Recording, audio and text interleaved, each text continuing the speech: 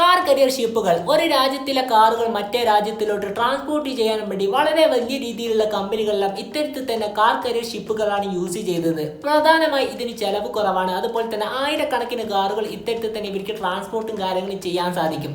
ഇത്തരത്തിൽ തന്നെ car career ഷിപ്പുകൾ ഇവർ വളരെയധികം വിലപിടിപ്പുള്ള മെഴ്സീഡീസ് ബെൻസ്, റോൾസ് റോയ്സ് അത്തരത്തിലുള്ള കാറുകളെല്ലാം പ്രധാനമായുള്ള പ്രശ്നങ്ങൾ കാരണം കടലിൽ ഉപേക്ഷിക്കപ്പെടുകയാണ്. ഇത്തരത്തിലുള്ള കാര്യങ്ങളാണ് നമ്മൾ ഇന്ന് സംസാരിക്കാൻ പോകുന്നത്. ഇത്തരത്തിൽ തന്നെ റോൾസ് റോയ്സ്, മെഴ്സീഡീസ് ബെൻസ്, അതുപോലെ തന്നെ റേഞ്ച് റോവേഴ്സ് തുടങ്ങിയ വാഹനങ്ങളെല്ലാം ഇത്തരത്തിൽ തന്നെ കാർ കരിയർ ഷിപ്പുകൾ വെച്ചുകൊണ്ട് തന്നെ ഒരു രാജ്യത്തിൽ നിന്നും മറ്റേ രാജ്യത്തിലോട്ട് ട്രാൻസ്പോർട്ടും കാര്യങ്ങളും ചെയ്യാറുണ്ട്.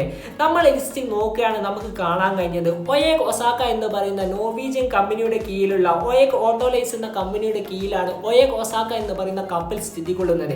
ഈ കപ്പൽ 2015 ജനുവരി 3-ാം തീയതി ഇംഗ്ലണ്ടിലെ സതാംപ്ടൺ തുറമുഖത്തു നിന്നും ജർമ്മനിയിലെ ബ്രഹ്മഹാമൻ തുറമുഖത്തോട്ട് പുറപ്പെടുകയാണ്.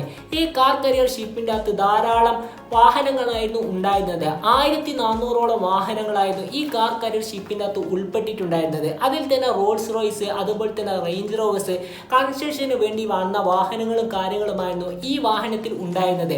ഈ കാറുകളെല്ലാം വഹിച്ചുകൊണ്ട് തന്നെ ഈ കാർ കരിയർ ഷിപ്പ് ഇംഗ്ലണ്ടിലെ സതാംപ്ടൺ തുറമുഖത്തു നിന്നും പുറപ്പെടുകയാണ്. ജർമ്മനിയെ ലക്ഷ്യമാക്കി ഇത് പുറപ്പെടുമ്പോൾ തന്നെ ഈ വാഹനത്തിന്റെ സ്റ്റെബിലിറ്റി നഷ്ടപ്പെടുകയും പിന്നീട് ഒരു ഭാഗത്തോട്ട് ഈ കാർ കരിയർ ഷിപ്പ് അങ്ങോട്ട് പൊന്തി വീഴുകയും ചെയ്യുകയാണ്. പിന്നീട് ഇതിൻ്റെ അകത്തുള്ള ചെക്കിങ്ങും കാര്യങ്ങളും ചെയ്തപ്പോഴാണ് ഇവർക്ക് മനസ്സിലായത് ഇതിന് കയറ്റാൻ പറ്റുന്ന അതിനേക്കാൾ കൂടുതൽ ഭാരം ഈ കാർ കരിയർ ഷിപ്പിൻ്റെ അകത്ത് കയറ്റിയിട്ടുണ്ട്. ഇതൊക്കെ കൊണ്ട് തന്നെയാണ് ഒരു സൈഡ് പൊന്തിയിട്ട് ഇത്തരത്തിൽ തന്നെ ഈ കപ്പൽ മറിഞ്ഞ് അപകടപ്പെട്ടത് എന്ന്. അതിനുശേഷം ഈ കപ്പൽ സ്റ്റെബിലിറ്റിയിലോട്ട് ഇവർ മാസങ്ങളോളം നീണ്ടു നിന്ന് തന്നെ ഇവർ സ്റ്റെബിലിറ്റിയിലോട്ട് ആക്കിയെടുക്കുകയും ചെയ്തു.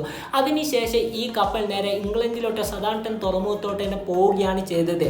NV ഗോൾഡൻ റൈ സൗത്ത് കൊറിയൻ കമ്പനിയുടെ കീഴിലാണ് ഈ കപ്പൽ 2017 ട്രാൻസ്പോർട്ടേഷനും കാര്യങ്ങളൊക്കെ തുടങ്ങിയത്. അങ്ങനെ 2019 സെപ്റ്റംബർ മാസം 8-ാം തീയതി ജോർജിയയിലെ ബ്രൂസ്ലി തുറമുഖത്തു നിന്നും മെരിലാൻഡിലെ ബാൾട്ടിമോർ തുറമുഖത്തോട്ട് പുറപ്പെടുകയാണ്. ഈ വാഹനത്തിൽ ഉണ്ടായിരുന്നത് 4200ഓളം കാറുകളായിരുന്നു ഈ കാർ കരിയർ ഷിപ്പിന്റെ അകത്ത് ഉൾപ്പെട്ടിട്ടുണ്ടായിരുന്നത്. അതിന്റെ അടിസ്ഥാനത്തിൽ തന്നെ ഈ വാഹനം നേരെ പുറപ്പെടുകയും ചെയ്തു. ഈ വാഹനത്തിന്റെ അകത്തുള്ള കാൽക്കുലേഷനും കാര്യങ്ങളും സ്റ്റെബിലിറ്റിയും കാര്യങ്ങളും നഷ്ടപ്പെടുകയാണ്. പിന്നീട് ഈ കാർ കരിയർ ഷിപ്പും ഇതുപോലെ തന്നെ അപകടത്തിൽ പെടുകയും ചെയ്തു. അതിൻ്റെ അകത്ത് 24 ക്രൂ മെമ്പേഴ്സാണ് ഉണ്ടായിരുന്നത്. അതിൽ നിന്ന് 20 ക്രൂ മെമ്പേഴ്സിനെ രക്ഷിക്കാൻ സാധിച്ചു. പിന്നീട് കപ്പലിന്റെ അടിഭാഗം മുറിച്ചതിന് ശേഷം ബാക്കി 4 പേരെയും കൂടി രക്ഷിക്കുകയാണ് ചെയ്തത്. പിന്നീട് ഈ കാർ കരിയർ ഷിപ്പ് നേരെ ആക്കാൻ സാധിക്കുകയും ചെയ്തു. മാസങ്ങളുടെ പരിശ്രമത്തിന്റെ പേരിലാണ് US നേവിയുടെയും അതുപോലെ തന്നെ അവിടുത്തെ കോസ്റ്റ് ഗാർഡിന്റെ സഹായത്തോടു കൂടിയായിരുന്നു ഈ കപ്പൽ നേരെ സ്റ്റെബിലിറ്റിയിലോട്ട് ആക്കാൻ സാധിച്ചിട്ടുണ്ടായിരുന്നത്. മറിച്ച് അതിൻ്റെ ഉള്ളിലുണ്ടായിരുന്നത് മെഴ്സീഡീസ് ബെൻസ്, റോൾസ് റോയ്സ് അതുപോലെ തന്നെ ഉള്ള വാഹനങ്ങളെല്ലാം ഡാമേജ് ആവുകയും ചെയ്തു. അതുകൂടാതെ തന്നെ ഈ കപ്പലിന്റെ ഫ്യൂവൽ മുഴുവനും അവിടെ കടലിൽ പടർന്നു പിടിച്ച് മാലിന്യം ആവുകയും ചെയ്തു. ഏകദേശം ഈ കമ്പനിക്ക് നഷ്ടം വന്നത് പറയാൻ പറ്റാത്ത വലിയ നഷ്ടവും കാര്യങ്ങളാണ് സംഭവിച്ചിട്ടുണ്ടായിരുന്നത്. അതിനുശേഷം 2020 സ്ക്രാപ്പിന് വേണ്ടി ഈ കപ്പൽ പൊളിക്കുകയുമാണ് ചെയ്തത്.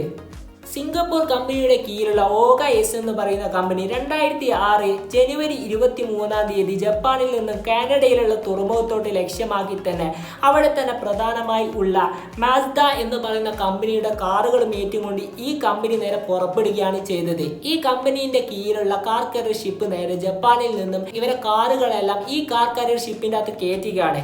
4200ഓളം കാറുകളായിരുന്നു അതിൽ ഉണ്ടായിരുന്നത്. അതിന്റെ അടിസ്ഥാനത്തിൽ തന്നെ 23 ക്രൂ മെമ്പേഴ്സിനെയും വെച്ചുകൊണ്ട് തന്നെ ഇവർ നേരെ പുറപ്പെടുകയും ചെയ്തു.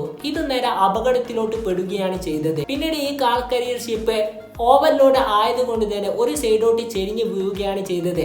അതിൻ്റെ അടിസ്ഥാനത്തിൽ തന്നെ അതിൻ്റെ അകത്തുണ്ടായ വാഹനങ്ങളെല്ലാം പിന്നീട് യൂസ് ചെയ്യാൻ പറ്റാത്തൊരു സിറ്റുവേഷനാണ് ആയത്.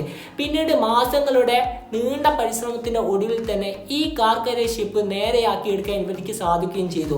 പിന്നീട് പുറപ്പെട്ട അതേ സ്ഥലത്തോട്ട് തന്നെ ഈ കാർ കരിയർ ഷിപ്പ് കൊണ്ടുപോവുകയാണ് ചെയ്തത്. ഇതിൻ്റെ ഉള്ളിലുള്ള ഡാമേജും കാര്യങ്ങളും എന്താണ് എന്ന് ചെക്ക് ചെയ്യണം.